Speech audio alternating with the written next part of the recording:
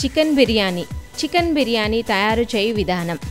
Chicken ముక్కలను ఒక బౌల్లో తీసుకొని దానిలో కొద్దిగా ఉప్పు, కారం పొడి, పసుపు మరియు గరం మసాలా వేసి మంచిగా కలుపుకొని తర్వాత అల్లం వెల్లుల్లి పేస్టు, పచ్చిమిరపకాయ చీలికలు, కొత్తిమీర, పుదీనా ఆకులు, నిమ్మరసం, పెరుగు, కొద్దిగా ఉప్పు వేసి బాగా కలిపి పెట్టుకోవాలి.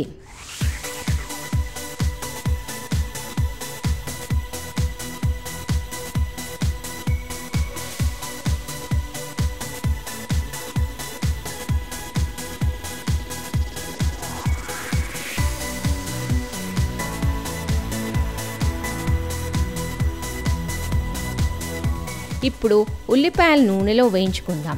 స్టవ్ పై బిర్యానీ హండి పెట్టుకొని దానిలో నూనె వేడి చేసి ఉల్లిపాయలు, ఉప్పు వేసి వేయించుకోవాలి.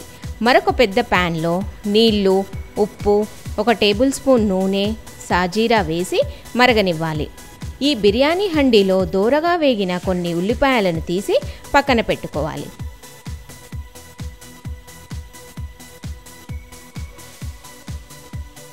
మ్యారినేట్ చేసిన చికెన్ ముక్కలను ఈ హండీలో వేసుకొని సమంగా అమర్చుకొని దీనిలో దాల్చిన చెక్క, బిర్యానీ పువ్వు, యాలకులు, లవంగాలు, జాజి పువ్వు, రోజ్ ఎసెన్సు, బిర్యానీ ఆకు వేసుకోవాలి.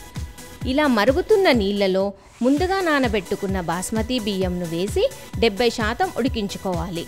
బిర్యానీ హండీ మూత తీసి ఇలా చూపించే విధంగా మూత అంచులకు చపాతీ పిండిని పెట్టుకోవాలి.